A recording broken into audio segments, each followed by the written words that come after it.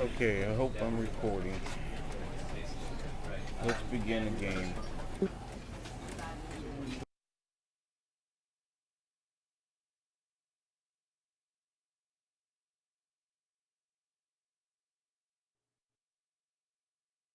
This is the story of a man named Stanley. Stanley worked for a company in a big building where he was employee number 427. Employee number 427's job was simple. He sat at his desk in room 427 and he pushed buttons on a keyboard. Orders came to him through a monitor on his desk, telling him what buttons to push, how long to push them, and in what order. This is what employee 427 did every day of every month of every year. And although others might have considered it soul-rending, Stanley relished every moment that the orders came in, as though he had been made exactly for this job. And Stanley was happy. And then one day, something very peculiar happened. Something that would forever change Stanley. Something he would never quite forget. He had been at his desk for nearly an hour when he realized that not one single order had arrived on the monitor for him to follow. No one had showed up to give him instructions, call a meeting, or even say hi. Never in all his years at the company had this happened, this complete isolation. Something was very clearly wrong. Shocked, frozen solid, Stanley found himself unable to move for the longest time. But as he came to his wits and regained his senses, he got up from his desk and stepped out of his office. Dun, dun, dun.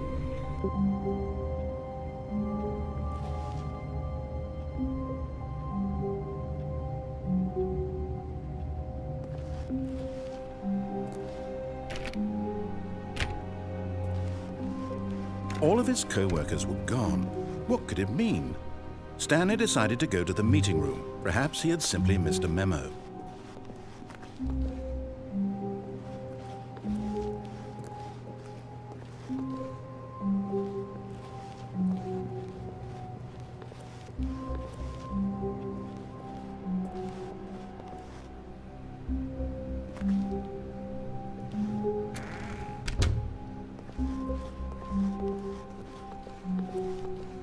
When Stanley came to a set of 2 open doors, he entered the door on his left. Nah, we're going right. This was not the correct way to the meeting room, and Stanley knew it perfectly well. Perhaps he wanted to stop by the employee lounge first, just to admire it. Ah, yes, truly a room worth admiring. It had really been worth the detour after all, just to spend a few moments here in this immaculate, beautifully constructed room. Stanley simply stood here, drinking it all in.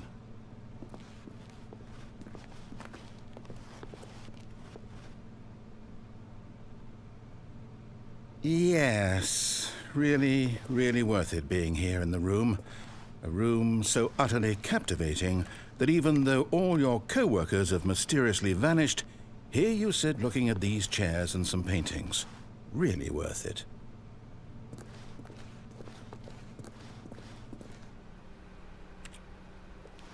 At this point, Stanley's but at last he'd had enough of the amazing room and took the first open door on his left to get back to business.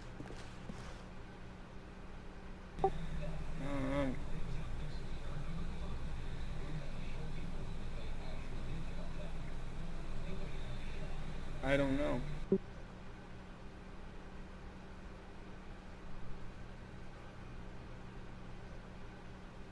This game is based off the decisions that you make. Do you follow the narrator's suggestions, or do you decide to do what you want to do and find out what happens?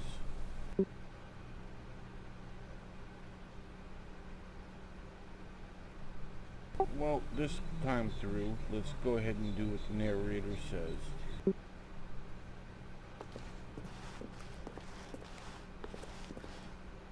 And so he detoured through the maintenance section, walked straight ahead to the opposite door, and got back on track. Yet there was not a single person here either.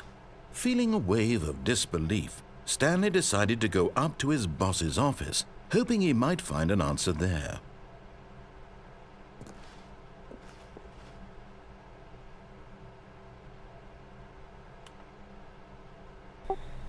Do not alter without consulting whiteboard manager. Wow.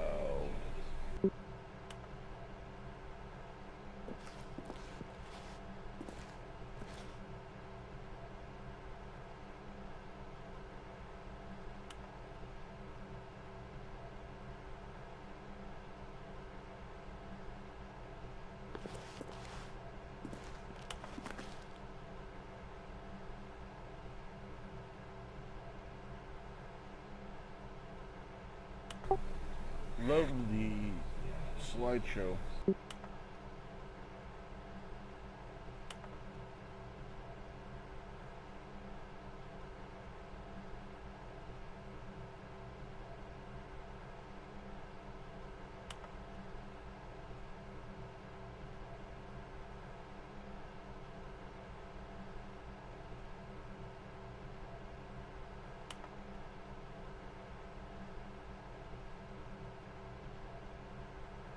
Stanley just stood there doing nothing at all. He seems to think I have nothing better to do with my time than to sit around and describe every fascinating little detail of his inability to do anything. This is why Stanley and I are on such good terms.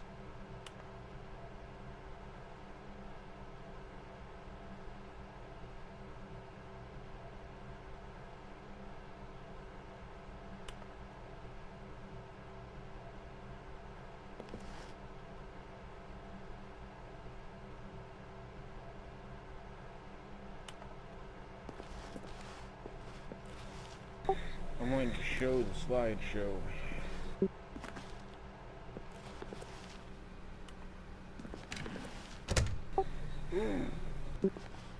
Broom closet. Stanley stepped into the broom closet, but there was nothing here, so he turned around and got back on track. Oh, nothing to play with.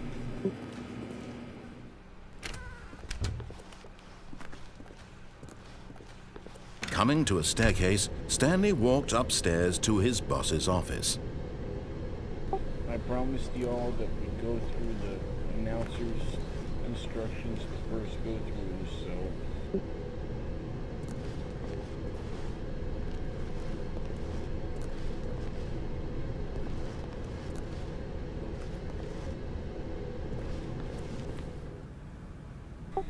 The boss's office.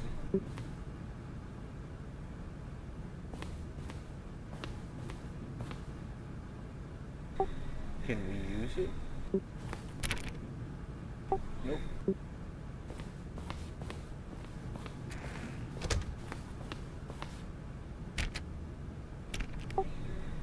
Door's not open. Can't sit down. Doesn't open.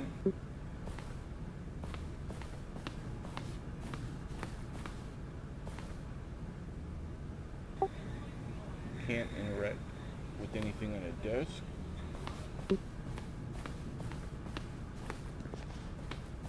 Stepping into his manager's office, Stanley was once again stunned to discover not an indication of any human life. Shocked, unraveled, Stanley wondered in disbelief who orchestrated this, what dark secret was being held from him. What he could not have known was that the keypad behind the boss's desk guarded the terrible truth that his boss had been keeping from him, and so the boss had assigned it an extra secret PIN number, 2845. But of course, yet incredibly, by simply pushing random buttons on the keypad, Stanley happened to input the correct code by sheer luck. Amazing. He stepped into the newly opened passageway. Dun dun dun.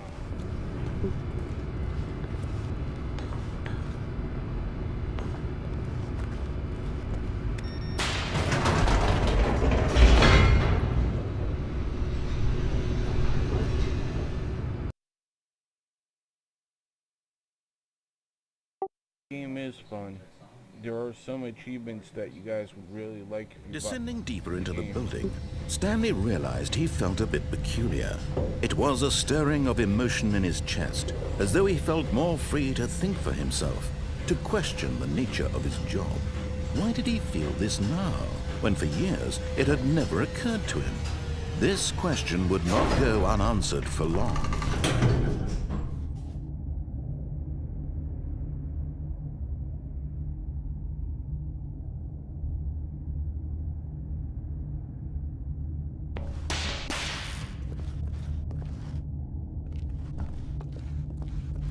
Stanley walked straight ahead through the large door that read Mind Control Facility.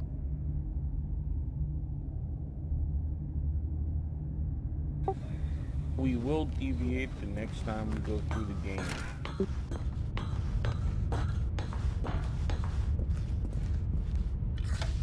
The lights rose on an enormous room packed with television screens.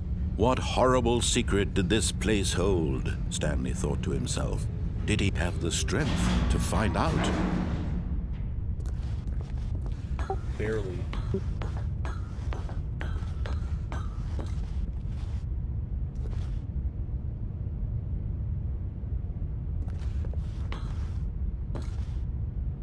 Wish we could drop a dime or spit over the side and see how far down it goes.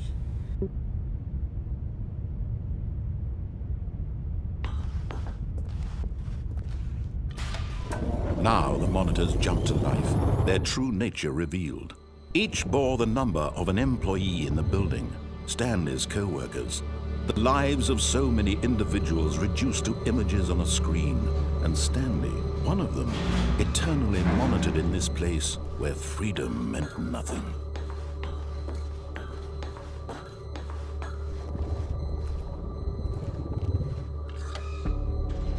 This mind control facility, it was too horrible to believe. It couldn't be true.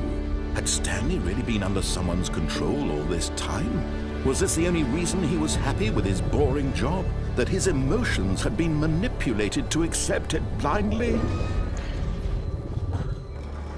No, he refused to believe it. He couldn't accept it. His own life in someone else's control? Never!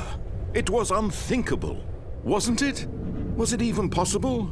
Had he truly spent his entire life utterly blind to the world? It appears so. But here was the proof, the heart of the operation. Controls labeled with emotions, happy or sad or content. Walking, eating, working, all of it monitored and commanded from this very place. And as the cold reality of his past began to sink in, Stanley decided that this machinery would never again exert its terrible power over another human life. For he would dismantle the controls once and for all.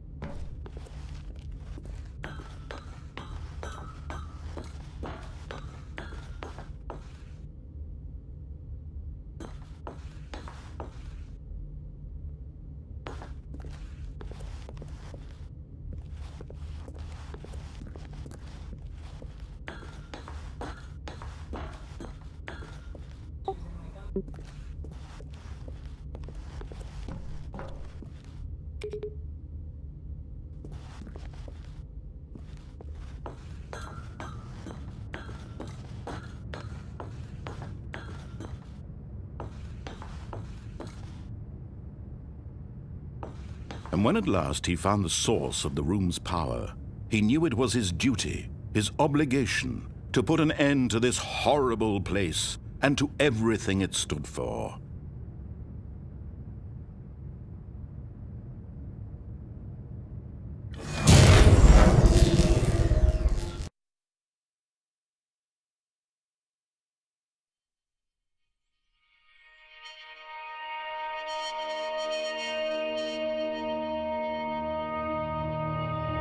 blackness and a rising chill of uncertainty.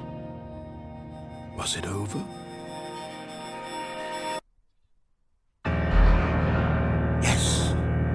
He had won! He had defeated the machine, unshackled himself from someone else's command. Freedom was mere moments away. And yet, even as the immense door slowly opened, Stanley reflected on how many puzzles still lay unsolved.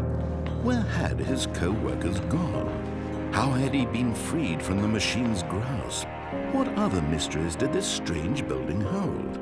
But as sunlight streamed into the chamber, he realized none of this mattered to him, for it was not knowledge or even power that he had been seeking, but happiness. Perhaps his goal had not been to understand, but to let go. No longer would anyone tell him where to go, what to do, or how to feel. Whatever life he lives, it will be his. And that was all he needed to know. It was perhaps the only thing worth knowing. Stanley stepped through the open door. Stanley felt the cool breeze upon his skin, the feeling of liberation, the immense possibility of the new path before him. This was exactly the way, right now, that things were meant to happen. And Stanley was happy.